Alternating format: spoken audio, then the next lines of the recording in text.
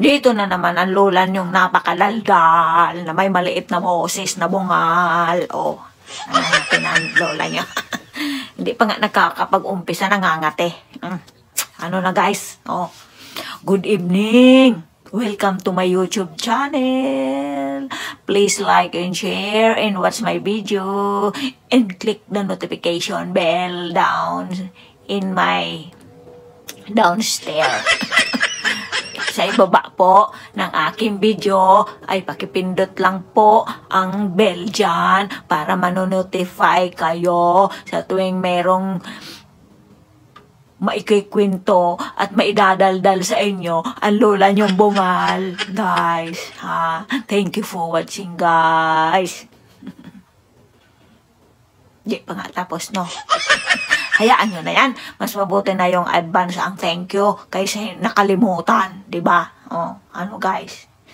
Tama lang ba ginawa ng lola nyo? Mag-thank you kaagad tayo. Kasi lahat ng biyaya dapat pasalamatan. Biyayang handog ng ating Lord na mayroon ng 51 viewers. Ay, 51 viewers. Mayroon ng 51 followers ang Lolang Daldal. Thank you guys for following your Lolang Daldal. Mahal ko kayong lahat. Huwag nyo akong iiwan, ha? Maawa kayo sa lola nyong daldal, wala nang followers. Diba? Maawa naman, buti na lang at may mga naaawa man sa lola nyong daldal at nag-e-effort pa talaga sila. Effort. Ay, ano ba lola? Ayusin mo nga. Effort. Baka maging airport tayo, guys. Hayaan nyo na yan, guys. May nagbigay kayo talaga pa ng effort para pindutin ang subscribe, para masubscribe ang lola nyong daldal na bungal. Thank you, guys. Mahal ko kayong lahat. Ito tayo, guys, ay pag-uusapan natin na ang ating tata pala ay a-appoint as a administrator daw ng KOJC. Siguro naman alam nyo na yon kasi ang lola nyo, guys, is hindi naman tayo dito hindi tayo dito nakikipag-unahan sa balita. Tayo ay dito ay nagbibigay ng mga kuro-kuro, hindi yung kuro-kuro, ha, yung mga kuro-kuro about sa mga nangyayari sa ating lipunan kasi gustong makialam ng lola nyo. Ayaw niya nang tutulog-tulog siya dito at magpapakaligaya samantalang ang kanyang mga kamag-anak at ang kanyang mga karahe ay maghihirap dyan sa Pilipinas na ating mahal. Kaya gusto niya makialam sa kanyang bayan para naman makatulong ang kanyang kadaldala na ito, ang pagkabungal-bungal niya. Kahit bungal siya is napakadaldal, is gusto niya itong puhunanin para man lang ito ay makapagbigay ng mga kuro-kuro at mga pag-aaral-aral ng maliit niyang utak sa mga nangyayari sa ating bayan, guys. Oo. Grabe talaga ang daldal ng lola niyo, no? Halos hindi siya humihinga. Kaya madalas maubusan ng hangin ang kanyang baga at madalas siyang madighay sa sobrang kakalanghap ng mga hangin sa kanyang ewan. Ano ba naman pinagsasabi mo, lola? Ituloy mo nga yung kwento mo at nakukuba na talaga tayo, guys. Mukhang bumababa ang ating camera. Mukhang nalalaglag ang ating walang iwanan wag kang bibitaw. Ay, taw. Mayroong kantang ganon. Di ba mayroong kantang ganon, guys? Gusto ko nang bumitaw, taw. Sinabi na kasing hindi naman sa'yo bagay ang kanta, lola. Hayaan mo na yan at baka mainis yung mga followers at viewers mo. Iwanan ka, bahala ka. Sige, ganito yung guys. Alam nyo ba, may good news ngayon. At napakatalino at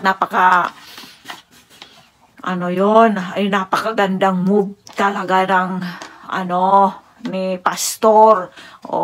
Mantakin Yong. Para siyang sumandal sa pader sa pag-iwan niya ng kanyang mga ari-arian sa pamamahala ng kanyang kingdom sa baka matanggal yung hipin natin, guys, pagsabi natin ng kingdom. Ng kanyang kingdom sa ating tata muna daw kasi nga kung ano man daw ang mangyari, ayan. Ano kayo ngayon? Yung may mga naghahangad dyan na sabi ni Palangga daw is mukhang pinagnanasaan nyo ang Mountain of Prayer. Ay, ano ba yan? Diba? Yung may may Alaparaiso, ay pala, may Alaparaiso daw palang lugar dyan si pastor na pinagmukhang pinagnanasaan ng mga taga-kamkam yata, guys. Oh, naku Diyos ko, mantakin nyo yan. Mukhang wala silang ibang inisip kung asaan yung mga kadatungan at kung asaan yung mga kayamanan at gusto na nilang higupin na para silang mga mga vacuum. Mantakin mo yan. Kinilabutan ako doon sa sinabi ni Attorney Vic na naman talaga, guys. Oo, para akong lumutang, para akong naging lutang. Hindi naman, Lola. Maawa ka naman sa sarili mo. Paano ka naman magiging lutang? Matutulad ka kay kay Lengleng. Oo talaga, guys. Parang lumutang akong hindi ko na alam kung ano na isusunod kong maiisipin nung marinig ko yung live kanina ni Attorney Vic doon sa rally. Oh, mantakin nyo na mukhang may hindi niya masyadong lininaw, pero yun talaga ang pumasok sa aking medyo na bibingin ang tenga na malinaw na dumaan sa aking pandinig yung sinabi ni Attorney Vic na mukhang ang ibig niyan sabihin is hindi niya kasi nilinaw masyado, guys, yung pagkakasabi niya doon sa kanyang speech na mukhang mukhang inuumpisahan na naman bang hakutin sa iba't ibang bansa, sa ibang bansa ang ating mga kayamanan. Wala naman tayong kayamanan. Kasi di ba sabi ni Attorney Vic, guys, is mayaman daw tayo, mayaman daw ang Pilipinas kung hindi na nakawin ba yung ganun ba yung pagkakasabi niya? Oh, naku, i-correct niya na lang ako, guys. Tapos, kung hindi daw kung mga walang kurap, no? Para yung pagkakasabi ng ating PRRD noon na marami tayong pera kung walang kurap, o di ba? Mukhang dumaan niya tayo sa kanyang sinabi na mukhang hinahakot na naman ba sa iba't ibang bansa ang ating mga laman ng kaban natin dyan, guys. Naku, doon talaga ako parang nalutang yung yan? Yung repeating the history ng kanyang amahan na kung saan-saang mga bansa na naman idideposito ang ating mga laman ng kaban ng bayan na parang ganun, di ba? Mukhang ganun ang nangyari noon. Kaya nga sila dyan na kinaladkad sila dyan, di ba? Kasi may bali-balitang gano'n na kung saan-saang bansa pinagdideposito ang mga kung saan-saang mga na mga natatanggap nating tulong noon. Oh, mga dolyares pa nga daw. Oh, kaya yan, di ba? Kaya nga mukhang diyan kayo nabudol na mga pinapakalat ni Sangkay kay noon na pag ibabalik at babayaran lahat ang mga kautangan. Oh, kaya nga mukhang diyan kayo naisahan eh. Oh, yan? Inuulit again? Ha? Repeating the history of his amahan? Oh, naku Diyos ko. Naku Diyos ko, guys. Mukha tayo dito. Sana ay hindi nagkamali ng pandinig ang lola nyo. Di ba, alam kong nakikinig kayong lahat kay Attorney Vic. At alam kong narinig ng lola nyo na kung tama ang pagkakaunawa ng inyong lola ay mukhang dinadala na naman sa ibang bansa ang mga kaba ng ating bayan. Ang laman ng kaba natin, guys. Ha? Naku Diyos ko, guys. Mukhang ako'y kinakabahan kasi diba, panay ang ikot nila kung saan bansa sila pumupunta. Baka dinadala sa tuwing aalis sila, baka dinadala na naman nila kung saan yung ating laman ng kaba natin. Ha? Baka yan ang kanilang iniikot sa iba't ibang bansa. Hindi kaya ganon? Ha? Naku Diyos ko, guys. Paano tayo nito kung yan ang purpose ng kanilang pag-iikot? At baka naghahanda na naman sila na kung mapaalis man sila is kahit sila sa ang pumuntang bansa is mayroon silang doon madudukot, ika nga. Hindi kaya yun ang kanilang purpose ng kanilang pag-iikot na yan? Na kung saan-saan na pala dinadala yung laman ng ating kaban. Ha? Yan, guys? ano sa paningin nyo? Ito ay opinion at pag ninilay-nilay ng inyong lulang daldal guys sa mga nangyayari ngayon diyan sa ating mukhang linilimas at mukhang hinahakot sa iba't ibang bansa. Ano ba yung mga bansa naman na yan? Kung halimbawa nga guys, kung ganito nga ang ginagawa ng mag-asawa na yan, na kaya panay ang alis nila, kasi kung saan-saan na pala dinadala yung ating sa bagay, hindi naman dolyar yan. Kasi 'di ba, hindi naman dolyar yan, hindi naman yan malaking halaga doon sa kung saan nila nilalaga kung ganyan na nga ang nangyayari sa naiisip ng lola nyo guys. Oh. Kahit pa paano ano yan? Pera yan eh. Oh. Datong yan. Oh. Kahit pa paano datong yan, 'di ba? Kaya kung ano't ano ang mangyayari, mukhang pinaghahandaan na nila na mukhang kaya kung saan yung meron laman ang kadatungan is mukhang yun lang ang inaamoy-amoy nila ngayon, di ba? Oh, katulad na lamang ng nangyayari kay Pastor ngayon na mukhang gusto nilang kamkamin daw yung pinakamagandang ala paraisong dasalan niya at ang lugar na yon. Ano ba yon? Yung sinabi ni Palangga na pagkaganda-ganda daw ang sinabi ni Maharlika nung napanood ko si Maharlika sa live niya, na mukhang yun ang pinag-iintirasan ka daw na ari-arian ni Pastor. Oh, alam nyo guys, ito ang napagdudugtong-dugtong ng at napagninilay-nilay ng inyong lulang madaldal sa mga pangyayari ngayon diyan sa ating bayan, na baka itong katahimikan na to, dahil sabi nga, di ba doon sa rally, may nagsabi doon na, bakit nawala yung maki baka, wag matakot. O, kasi mukhang nagkakaisa na sila, di ba? O, tapos, paano yan guys? Kung ito ang mga gustong kumuha ng kayamanan ni Pastor, kaya ito ay gustong mailagay sa hawla si Pastor para ma-take over nila ang ari-arian ng inyong pastor. Oh. Kaya ito ay napakatalino yung pagkakaisip nila na i-transfer muna nila siguro. Ito parang ganon. Binibigyan ng mukhang gagawing administrator ng ng kingdom at ng mga ari-arian siguro ni Pastor diyan sa Pilipinas ang ating PRRD. Napakagaling ng kanilang napakagaling ng kanilang naisip na ibigay muna sa pamamahala sa ating PRRD. Para nga naman, sa sobrang tapang ng ating PRRD is, sino ba naman ang maglalakas loob pa nitong kamkamin ko? Ang ating PRRD ang pinaghabilin na ng mga ari-arian ni Pastor. Mukhang mahihirapan sila dito. O pag-iinteresan nyo pang maihawla si Pastor na wala naman kayong mahihita. Kasi gagawin daw administrator ang ating PRRD guys. Subukan nyo lang na kunin sa aming PRRD ang mga ari-arian ni Pastor kung anong mangyari sa inyo. Oh, ito, dalawa ang naiisip ko dito guys. Either na manganib ang buhay ng ating PRRD, ng ating amahan.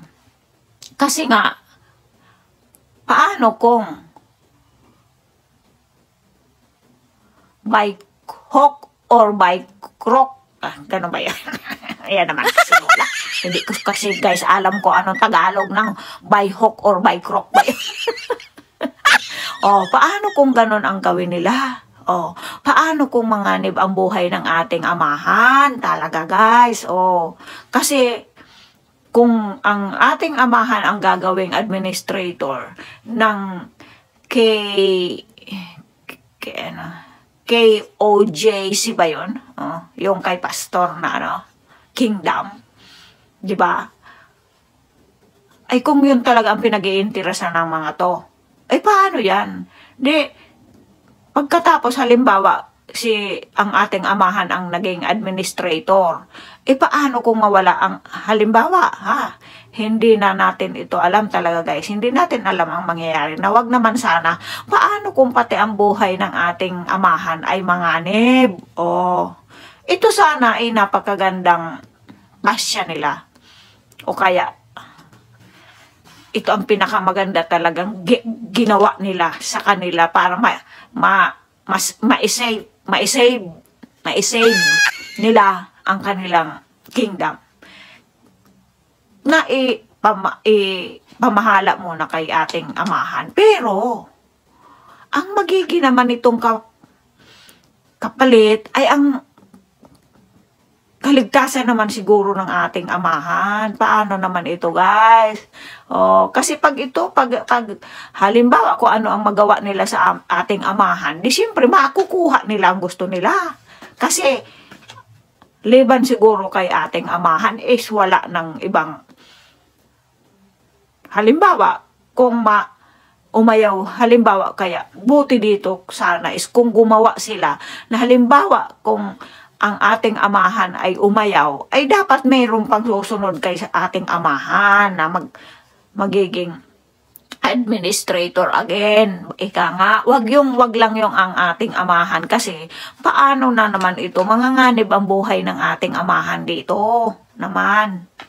Paano kaya yung guys? Baka ito na naman ang gamitin ni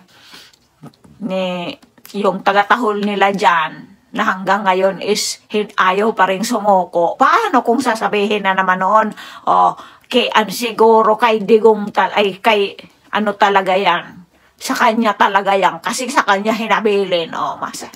Gano'n na naman ang maiisip ni, paano kung ibibintang na naman kay ating PRRD na yan ay sa kanya talaga, kaya sa kanya kunyari sa kanya pinamana, ipapamana. Parang gano'n. Ay nako, magkakaroon na naman yan ng kung anong issue na ibabato na naman sa kanilang mag-ama ito. Ito ay naiisip ko lamang guys, na paano kung gawing panira ito sa kanilang mag-ama. Sabihin na lang niya na kunyari, kay pastor yung pinangalan, pero ang totoo sa kanya naman talaga yan. Paano kung gano'n na naman ang sabihin Trillanes ba yun? Paano kung gano'n na naman ang iba tong nakita ngayon? Napakahirap talaga ngayon guys, kasi dapat mag-iingat sila ating amahan dito. Paano kung gano'n na naman ang maisipan ni Trillanes na sabihin na naman na yan ang talagang kayamanan ni amahan natin. Paano na yon? Kung ito pa ang maging dahilan na naman para mabutasan na naman ang ating amahan dito ni Trillanes. Kasi yan kayamanan nito di ba? Paano kung sabihin Trillanes na paulit-ulit ko lola. Ito naman is yun ang naiisip naman ng lola yung daldal guys sa mga consequences.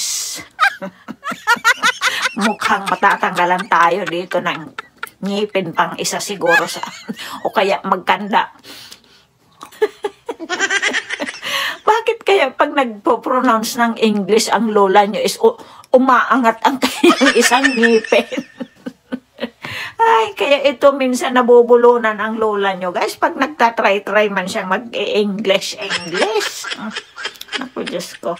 Paano yan, guys? Kung ito ay magamit na naman ng mga kalaban ng ating Inday, sabihin na naman yan, sa kanila ipinamahala, kasi sa kanila naman talaga yan. Paano na naman yan kung gagamitin na naman yan panira sa kanila? Nasasabihin, di ba sinasabi ni Trillanes na kunyari lang daw ang ating amahan is walang pera? Paano ito? Kung masilip ito ni Trillanes naman, guys. Di ba? Naku, Diyos ko. Ito sana ay kung hindi kasi sa bagay, wala naman naniniwala na kay Trillanes. Kaya lang, mukhang ito ay gagamitin na naman ng mga yan. Ay, naku talaga guys. Ito ang magiging, mukhang ito ang magiging latak nito. Hindi tayo dito sigurong hindi na naman ito gagawa ng issue ni Trillanes talaga guys. Oo. Kasi, ito talaga ay napakagandang desisyon ni pastor na ipahawak kay ating amahan kasi para itong ipinasok niya sa ligtas na lugar. Kasi, sino ba naman ang babangga sa ating amahan? Napaka tapang ng ating amahan. Kaya lang, may edad na ito guys. Mga nga diba ang buhay ng ating amahan dito? Kung talagang ito ang target ng mga yan. Paano kung by hook or by crook? Ika nga, i-correct nyo na lang ang lola nyo guys kung mali yung kanya English. Diba? Paano talaga guys kung ito talaga ay ito ang na ano na naman pumasok sa maliit na utak ng lola niyo nung napanood ko na ganun nga daw ang gagawin ni pastor na a-appoint mo na ang ating amahan dito na administrator na. Paano talaga ito guys? Ako'y talagang naguguluhan dito at about doon sa sinabi na yun ni Atty. Beck. Paano guys, kung talagang ganun ang kanila palang pinagagawa na naman ngayon, nakasabi nga ni Palangga na halos maubos na sa papatama ang ating loto dyan, paano kung nalimas na yan at pinagdadala-dala na pala sa ibang bansa. Ito ay mga pag-aaral at opinion lang ng lola nyong daldal. Baka naman kayo ay magagalit diyan kung matatamaan talaga at totoo ang ganun talaga ang mga pinagagawa ninyo dyan. Hindi naman kayo nahiya naman kung totoo yung sinasabi na yun ni Atty. Beck na parang hinahakot yata, sa iba. Parang ganun ang pagkakaintindi ng lula nyo sa sinabi ni Atty. Beck na yun na parang dinadala na naman sa ibang bansa ang ating kaban. Na ganon, mukhang ganon ang ginawa nila noon daw, di ba? Kaya nga sila nagkakagulo-gulo dyan noon. Kasi kung saan-saan na daw nilagak pala yung mga kung saan mga dolyaris natin daw noon. Yan ay naririnig-rinig lang ng lola nyo. Diba? Alam na alam nyo naman yan. Hindi lang naman ang lola nyo ang nakakaalam siguro niyan. Paano na yan? Ayan na kasi. Andito na naman tayo. Na ano ang sinabi ng ating amahan dyan. Paano kayo niyan guys? Kung talagang totoo yung sinabi na yun at tama ang pagkakarinig ng lola nyong daldal. Na baka kung yan ang ginagawa ng dalawa na yan, na kaya ikot ng ikot at kung saan-saan na naman sila para silang mga langgam na nag-iipon ng mga botel ng mga bigas kung saan-saan. Paano kung dinadala na pala nila sa iba't ibang bansa ang laman ng kaban natin? Ano pa? Saan nyo pa yan habulin? Naku, Diyos ko. Ay, nako. Alam nyo ba, yung mga lumalabas sa mga bibig ng mga umaattend doon sa rally na yon, pag naririnig ko yon, unti-unti akong nalalaglag sa aking kinauupuan dito guys. Ganun na ba? Karumi talaga ang mga inuupo ninyo na yan. Kaya yung sabi nyo, nahayaan yan dyan at inilagay ni Lord at hinayaan siyang mapunta dyan. Hinayaan siyang mapunta dyan para siguro gisingin kayong lahat kasi nakaya-ngaya siguro nabudol ang karamihan sa inyo. Dahil siguro sa pinagsasabi na yan Ano, sangkay-kay, kaya kayo naman ay naghanda bodol-bodol dyan. O, kaya ano yan, leksyon yan sa ating lahat na huwag kayong masisilaw kasi. Kaya yan siguro dyan pinaupo, kaya para ipakita sa inyo na ganyan talaga ang mga ugali nila. Kasi alam ko hanggang ngayon may mga ano pa talaga dyan, yung mga talagang nag-a-idol pa sa angka na yan. Ayan na. Yan siguro ang ibig sabihin ni Lord.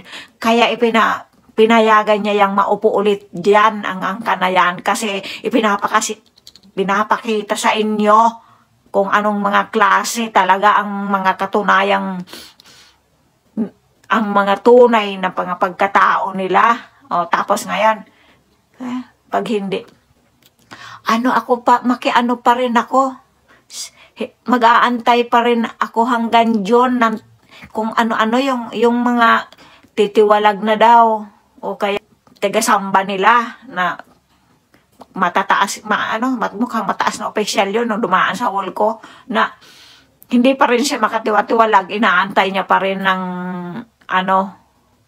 binibigyan niya pa ng pagkakataon sila yun na to pa rin yung mga pangako. Naku, Diyos ko. Ano ang toto pa rin kung wala na nga siguro laman ang kaba natin? Naku, Diyos ko naman itong mga ito. Mga bulag pa rin talaga sila, guys. Oo. Baka naman nagpapapresyo lang yon. Minsan, ngayon talaga, guys. Ako talaga ay naaano na ngayon.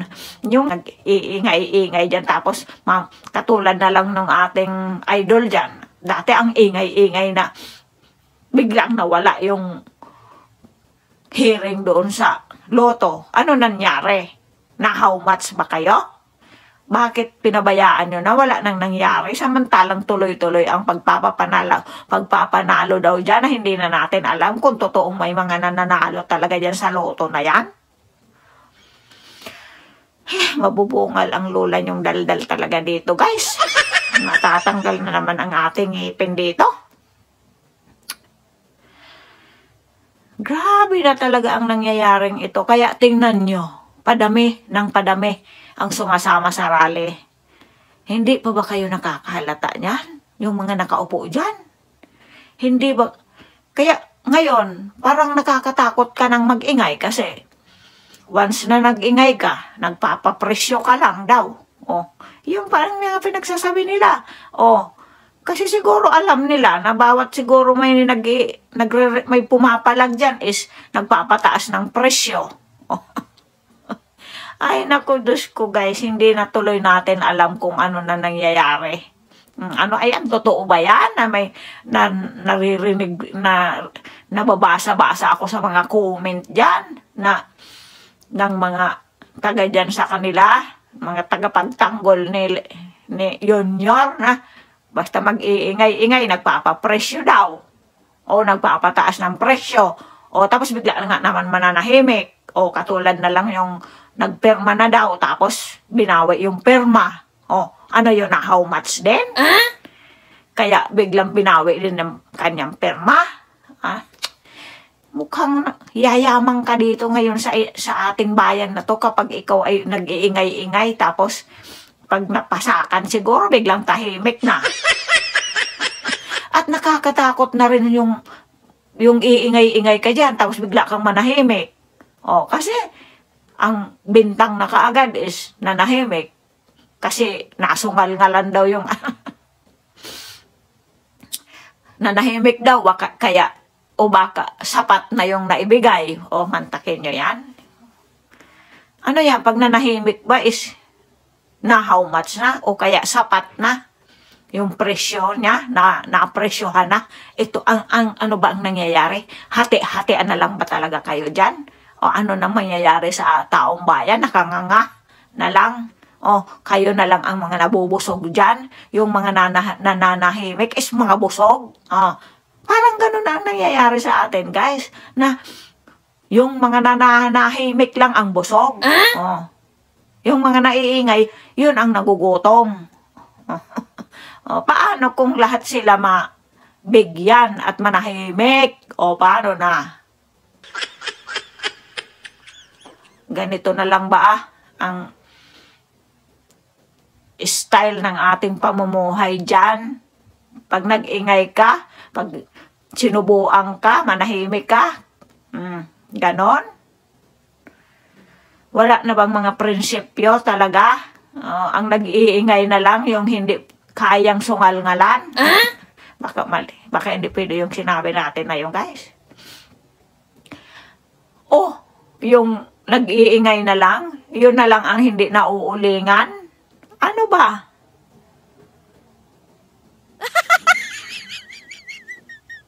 Mukhang napakahirap na tayo na itong ano.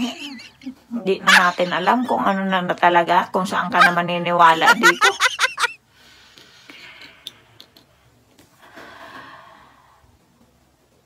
Dito naman ay about naman doon sa kay ating amahan. Hindi kaya malagay sa panganib ang buhay ng ating amahan dito, guys.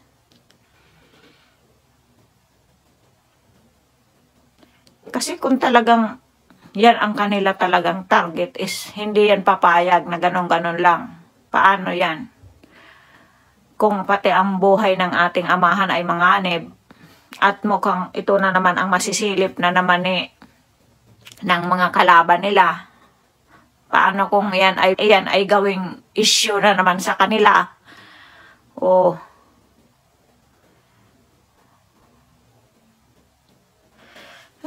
May gumagalaw sa aking dibdib, guys. Katulad na lang nung sabi ni Atty. Vic na may 500K mga pamilya pa yata ang mawawalan daw ng kabuhayan dahil sa pagsasarado ng sugarcane, ano ba yon? Hacienda yata. Dahil ano yan? Ibabalik sa mga oligarchs? Ay, ewan. Paano na kayo dyan, guys?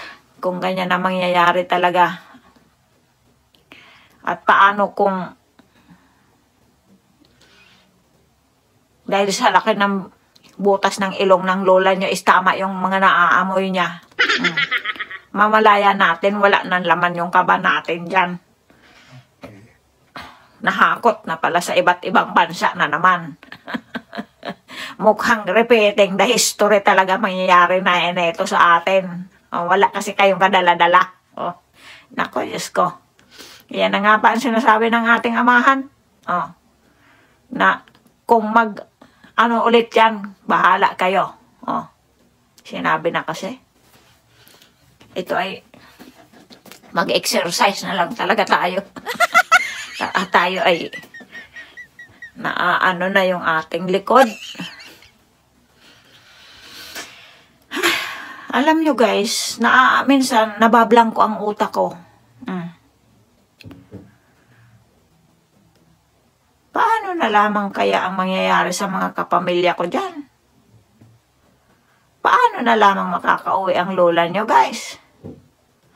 Gusto ko pa man din magbakasyon kasi ang dami-dami ko rin ditong trabaho. Gusto ko man lang makapagbakasyon kahit konti.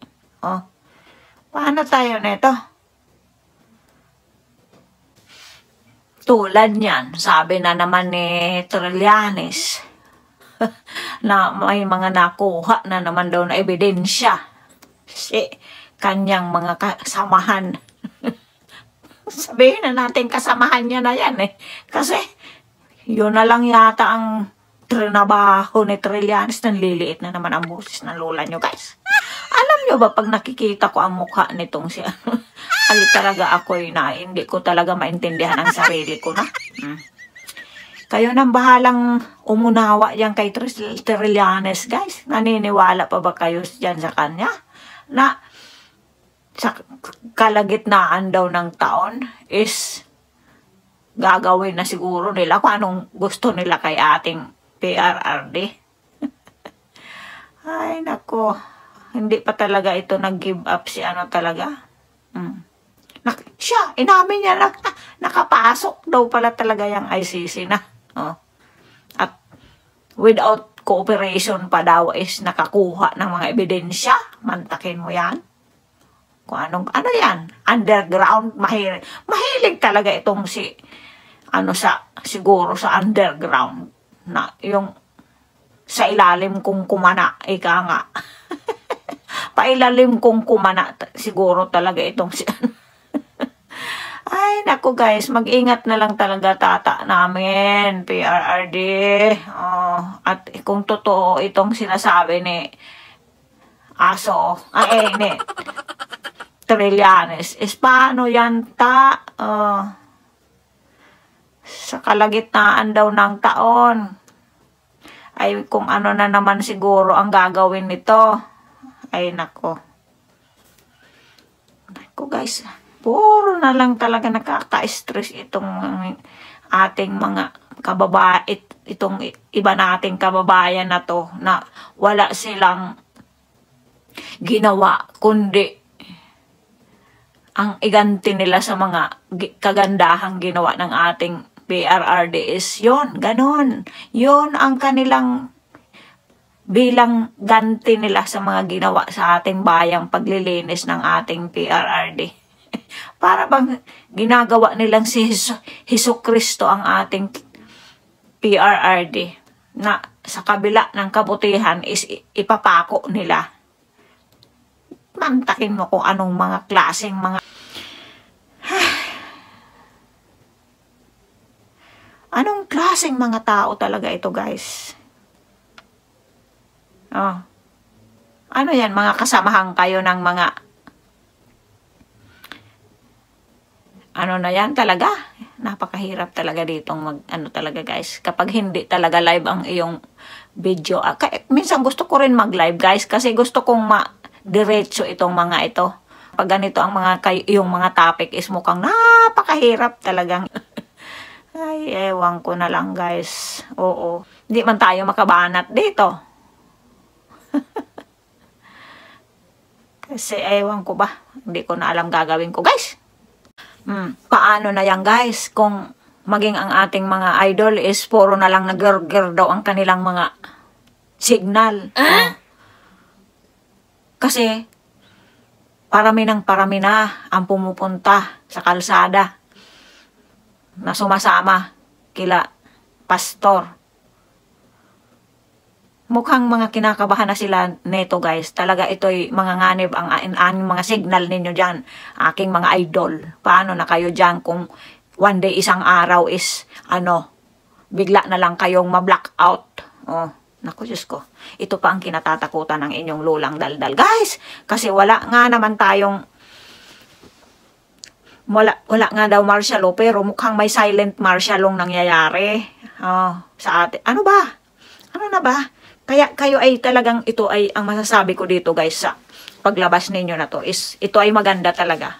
Kasi kung dito lang tayo at mukhang nakokontrol nila tayo dito, na mukhang mapapatahimik nila tayo dito dahil sa mga pinapadala nilang mga warriors daw na sinasabi ni Junior na marami siyang warriors na mga trolls, is paano yan guys kung talaga tayo ay biglang mawala dito sa ere. Kaya mas maganda na yung ginagawa ninyo na yan dyan, na ipakita nyo sa kanila nang magising sila. Ewan ko kung hindi pa huli. Paano kung totoo ang naisip ng lola nyo na sa tuwing aalis ay may dala-dala na pala silang sako-sako, o baka pinapalit na yan kung saan-saan dyan. O baka hindi kaya yung mga nakahold nila dyan na, diba? Sabi noon is may mga nakahold yan dyan na pag-aari sa mga ating mga bangko dyan. O baka yun na ang unti-unti na nilang dinala sa iba na namang bansa. Ano yung kung totoo yung guys na merong nakahold dyan sa ating lagakan ng ating mga sa mga bangko natin dyan, di ba? May nabalitaan ako noon na may nakahold yata yan dyan na paano kung kinuha na dyan tapos dinala na pala sa ibang bansa. Kaya pala sila panay ang punta nila sa iba't ibang bansa na hindi naman natin alam kung may maganda bang nangyayari? O, baka naman instead na kayong mga nakanganga pa rin dyan hanggang ngayon na nakasunod pa dyan sa buntot nila, is baka yung kakaasa nyo dyan na mayroong malalaglag sa inyong barya dyan, is baka mamalayan nyo wala ng laman ang inyong inaasahan dyan at nadala na siguro sa iba't ibang bansa. O, ano yung sinabi na yun ni Atty. Vic? Naku, Diyos ko, baka na labas na nila ng bansa yung mga nakahold dyan dati daw na mga kayamanan na hindi natin maintindihan dyan. Oh, paano yan kung wala ng laman? Mamalayan nyo is wala na sila pala dyan. Oh, ay nako, ewan ko na lang sa inyo guys. Natingga kayo dyan, natira kayo dyan, nakanganga. Oh. Oh, asan yung pangako? Mayroon dumaan dito sa Volco na isang koronel yata yon na nagreklamo at titiwalag na titiwalag na daw dyan sa inyo kasi walang nangyayari doon sa 20 pesos na bigas. Paano kung hanggang pa lang naman siya pa rin daw siya na kagrupo nyo pa rin daw siya pero yung parang nagbabanta pa lang naman siya. Paano na yon kung umaasa din yon tapos mamalayan nyo pala nahakot na pala sa iba't ibang bansa. Yung mga tatanggap naman na bansa niyan is alam naman nila yung history ng pamilya na yan. Tatanggapin ba yon? Kung sakasakalin totoo ang naamoy ng inyong lulang daldal guys. Dahil sa mga sinabi ni Atty. Vic na yon, na hindi niya kasi masyadong cleaner yon at hindi niya masyadong naipaliwanag yung about doon sa mukhang hinahakot na naman sa ibang bansa yung mga kadatungan natin dyan. Baka hindi lang yung laman ng kaban ng ating baka hindi lang yung laman ng ating kaban ang hinahakot. Baka pati yung kanilang mga naka-imbak dyan na hindi pwedeng galawin is nagalaw na. Paano na yan kung pagtingin natin doon sa ang alam natin is naka-hold doon at naka-lock doon is pagtingin ninyo is wala ng laman. Kasi panay na siguro dala-dala nila baka dala-dala na nila kung saan sila pumunta at doon na iniwanan doon sa kung saan bansa. Naku guys, nakakapag-isip tayo tuloy ng kung ano-ano. May freedom of expression pa naman siguro tayo. May freedom of speech pa naman siguro tayo. May freedom of opinion na ginawa ng lola nyo. Ito ay mga opinion lang at mga paghihimay-himay ng inyong lulang daldal sa mga nangyayari dyan sa ating bayan guys. Yun talaga ang unang-unang pumasok sa isip ng lola nyo nung mabanggit ni Atty. Vic yon about doon sa parang may sinasabi siya doon na alam kong narinig nyo yon. Alam nga naman ako lang nakarinig noon na parang gustong ibig sabihin niya is mukhang hinahakot na yung ating laman kaban natin dyan sa iba't ibang bansa siguro.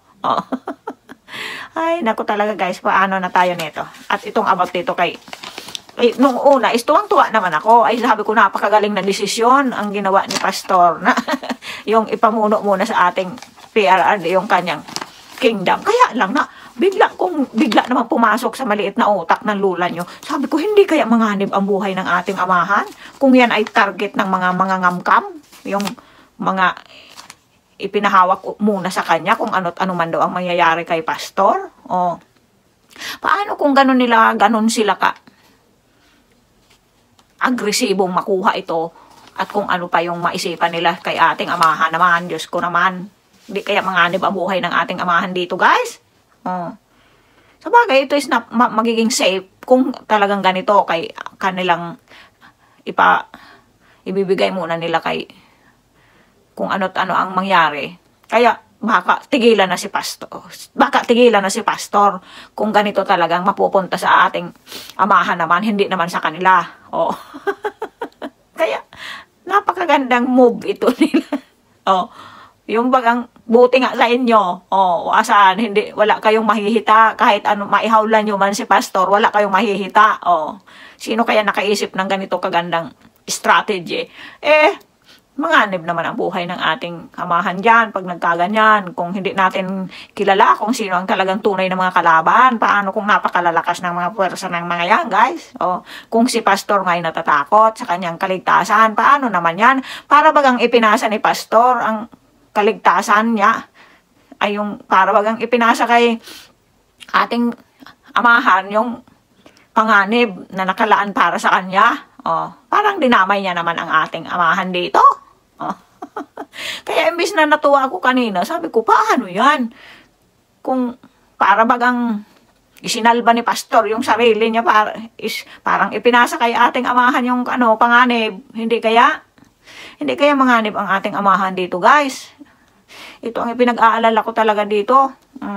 Sa bagay, kaya nga daw ni ating amahan yung mga gustong pumunta sa kanya dyan at sumundo sa kanya. Kaya lang hindi natin alam kung gaano ito mga diba, may mga sinabing malalaking ahensya si pastor na gustong mag-ano sa kanya. Paano kung yung imbis na siya ang gustong kunin is paano kung si amahan natin ang mapagbuntunan ng galit. Napakahirap na talaga nito, guys, kung ano na mangyayari nito sa atin. Pinagtataka ko naman talaga ngayon, hanggang ngayon talaga mayroong mga nabubulagan dyan at mga tahimik talaga sila. Mukhang ang bawat matahimik is may pagkakontento sa buhay. Oo. Kasi hindi naman mananahimik kung hindi ka nakukontento. Liban lang kung tinatakot ka. Nasa dalawa yan, guys, yung pananahimik. Kontento ka, bundat yung iyong tiyan. Kahit maraming hindi kumakain na sa 3 beses ang araw sa sobrang mahal ng mga bilihin, bundat ka, kaya tahimik ka din. Either na kung tinatakot ka. Yan lang naman ang dalawang, mukhang yan lang naman, liit na naman ang boses ng lola nyo, guys, kasi na-stress na naman lola nyo. Nadidistract na naman ang lola nyo. Ganyan lang talaga, guys, ang naisip ko sa mga katahimikang nangyayari ngayon. Kaya, naniniwala talaga ako doon sa sinabi ng ating PRRD noon, yung binigyan kayo ng babala, na itong si Yonyor at si Lenlen is kayo sumagot dyan. At napapatunayan yan ngayon, guys. Kasi, napakatahimik nila Lenlen. Hindi na nga natin alam kung mayroon pa bang mga dilawen. Napapatunayan kasi maging yung mga baka wag matakot asaan na. Tanong ko sa inyo. Ibig sabihin, naibigay ang gusto ng mga yon siguro kasi tahimik na tahimik. At about naman dito sa mga media, is mayroon akong video niyan ni Yonyor nung ikinanta niya, mayroon siyang mga tolls. Mayroon na siyang yung video na yon kasali doon na para siyang nagtatampo dito sa mga channel ng TV station na to. Pinangalanan niya lahat ng TV station na hindi pumansin sa kanya, kaya nga daw siya nag-hire siguro ng mga ganyan, mga alaga niyang warriors daw na yan, na sinasabi niya. Kaya, mukhang yun lahat na binanggit niya na yon na hindi niya inasahan noong siya ay nangangailangan ng tulong ng mga ito siguro, is walang tulong siyang tanggap mula dito. Kaya mula nung nakaupo na si Yonyor, is mukhang nanahimik na pati mga yon. Anong ibig sabihin nun? Tayo ay mag-isip, guys. Mag-isip tayo kung bakit ang mga pinangalanan ni Yonyor na mga channel na yon is ngayon is mukhang napakatahimik nila at ang babait-bait nila kay Yonyor. Bakit ang babait-bait nila kay Yonyor ngayon, guys? Naisip nyo na ba? Kung bakit? Alam kong matatalino kayo. Kaya alam nyo kung bakit At alam kong napanood nyo ng lahat ang video na yon nang umamin si Junior na marami siyang mga warriors dyan sa social media. Yung lumulusob sa atin hanggang ngayon na mga nandyan na nagko-comment na hindi mo maintindihan at mga walang picture. Walang mga mukha dyan sa comment section. Alam nyo na yan kung mga yan. Mga kabebe siguro yan. Ang mga kabebe ni Junior. Kasi mukhang mga manok. Ang mga picture nila is may mga manok. Kung ano-ano dyan, mga karakter. Yan ang mga alaga siguro ni Junior. Kaya tayo, wala talaga tayo dito, tiloga guys. Kaya tama yung ginawa ninyo dyan. Buti yan, dumami kayo dyan nang wala silang magawa. Kasi, kung tayo ay unti-unti ditong tinatahi ang ating mga bibig, paano na yan kung wala kayong lalabas na ganyan dyan sa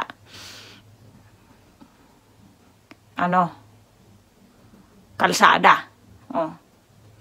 Kaya maganda yan, ginagawa yan. Mukha ng parami ng parami. Ito talaga pag hindi pa nga talaga sila kinabahan dito, ano pa? Kabahan man, hanggang kaba na lang talaga siguro sila guys. Kasi mukhang nagawa na nila ang gusto nila. Asa na yung ating mga budget? Asa na? Mukhang huli na ang ating, kung ano man ang mangyari sa atin is huli na.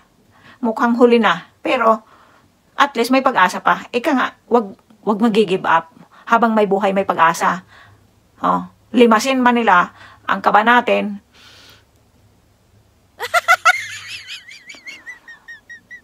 Wala talaga guys. Pag limas na ang ating kaban, ano na mangyari sa atin? Sama-sama tayong lahat sa kangkungan na ito. Paano kung huli na talaga guys? Paano kung totoo yung tama yung pagkakaintindi ko doon sa sinabi ni Atty. Vic na mukhang dinadala na naman sa ibang bansa. Yata, paano na yan guys? Kung ang tira sa atin, barya-barya na lang. Paghahati-hatian natin yung para tayo mabuhay at makakain man lamang ng isang beses, isang araw. Ilang taon tayong magdudusa? Kasi 6 na taon, yung budget yata sa 6 na taon, ubos na. Paano na yan? Mukhang nagigi tayo ditong estatwa. Yung mababakante yung utak mo, yung wala nang laman ba? Yung nabablock out yung iyong utak. Kasi hindi mo na alam kung anong gagawin mo na pag wala nang laman yung ating kaban. O kahit baka barya-barya is naipon pa nung nasa ibaba nila. Paano na tayo nito?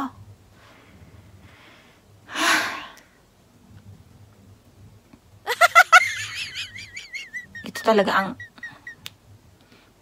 ang time talaga nito ng mga to. Ang pinaka-worst talagang mukhang pinaka-worst ito talagang pangyayari sa ating buhay guys. Kaya kayo, hindi pa kayo magigising. Sa susunod, pagbutihan na ang pag-iisip. Ipinakita na sa inyo ni Lord kung anong klase silang angkan. Siguro, yan ang gustong mangyari ni Lord. Kaya yan mga ibinalik dyan para kayo magising ng tuluyan. Naku, Diyos ko naman guys. Pero hanggang ngayon, mayroon pang mga sumusunod sa buntot nila. Kasi, siguro, sagana sila. Paano kung ito ay may hangganan ang lahat? Kayong mga nakasunod pa rin sa buntot. May hangganan ang lahat. Hindi kayo forever na buson-buron. Hindi kayo forever bundat. Mahiya naman kayo sa nyo. Sa lahi ninyo. Mahiya kayo sa angkan nyo. Buhay pa kayo. Hindi na kayo patulogin ang konsensya nyo. Sa bagay, pag sanay na at nakalakhan na talaga nila, guys, parang wala na yan sa kanila.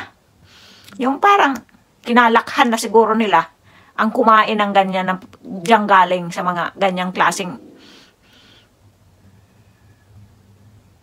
pamamaraan.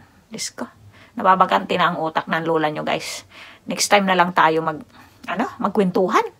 Kasi mukhang hindi maganda na naman ang timpla ng lola nyo. Mukhang tumutunog-tunog pa yung ating tiyan. Baka nakakain tayo ng panis na. Alam niyo ba guys, ang buhay ng isang nanay is tagakain ka ng mga tira-tira. Kasi, ito naman yung taba, ayaw kumain ng tira-tira. Ang kinakain ng lula nyo is puro na lang tira-tira kasi dadalwa nga lang kami dito. Siyempre may natitira. Kung pwede nga lang palabas yan sa cellphone, pinadala ko na sa inyo. Ay nako. May natitira man, hindi ko talaga ito kayang dispose guys ng ganun-ganun lang. Talagang anuhan ko pa talaga itong kainin hanggat wala pang amoy, talagang masangsang na amoy. Ay, inaamoy-amoy ko bago ko iniinit is inaamoy-amoy ko muna. Pero ayan, at mukhang nasira pa yata ang tiyan ng lola nyo guys. Kasi yung tira-tira kahapon, isang araw yata yung kinain ko. Sige guys, thank you for watching na lang sa madaldal na lola. Paano na tayo nito? Kung ang tira-tira dyan ay kahit ni Baria pinaghati-hatian na. Diyos ko guys, paano na tayo nito?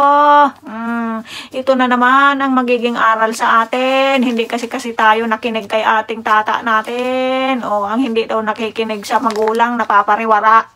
Ito ang magiging leksyon sa atin sa araw-araw ng ating buhay. Magmula ng kayo ay magsisi at mag-aminin yung nabudol kayo. Ito ang wag na wag nyong kakalimutan sa inyong buong pagkabuhay. Hanggat buhay kayo, wag nyong kakalimutan ang leksyon na natutunan ninyo sa ating tatay. Dahil hindi nasunod, binigyan na kayo ng babala ng ating tata. Diba? Kaya wala na tayong panahon ng pagsisisihan dito. Magkaisa tayo talaga guys sa panahon na to para mailigtas ang ating bayan sa sobrang kaanuhan. Mukhang ito ay hindi natin alam talaga guys kung makakabawi pa talaga tayo dito guys. Kasi, di ba? Napakahirap. Mababaon tayo nito sa utang talaga guys. Baon na baon talaga tayo. Hindi tayo aangat muli na sinasabi nyo noon na babayaran lahat ng utang. Mukhang ibinabaon tayo sa utang. Mukhang kabaliktaran lahat. Ito ang naaamoy ng lola nyong daldal guys. Kaya, ano nang gagawin natin? Sa bagay, habang may buhay, may pag-asa daw. Samahan natin ng tiyaga at higpit ng sinturon at tibay ng sikmura na lang. Patibayan sa gutom na lang mangyayari sa atin ito guys. Mga kapamilya ko dyan, magkanda duling-duling sa gutom. Kung kailan pa naman kami nabudol dito. Ay, naku, Diyos ko guys. Kaya dito ako, parang hindi ko na kayang kumain dito. Kaya nga kahit panis, gusto ko na rin kainin. Mantakin mong mabudol kami ng milyon-milyon din. Ay, ewan. Bakit nagkakaganito ang buhay natin sa bagay guys? Lahat daw may hangganan, walang forever. Sana. Walang forever na ganito tayo. Aangat din tayo guys. Makabibigyan talaga tayo ni Lord ng magandang at tamang leader. Sa pagkakataon dapat nang ibigay niya sa atin ang tamang leader talaga guys. Oo. Tiyaga. Tiyaga. Higpit ng sinturon. Parang ganito na lang mangyayari sa atin ito. Matira na lang yung matibay sa gutom. Mag-pray. Mag-pray talaga guys. Ito na lang ang pinaka magandang sandata. Ang mag-pray. God bless you all. Mahal kayong lahat.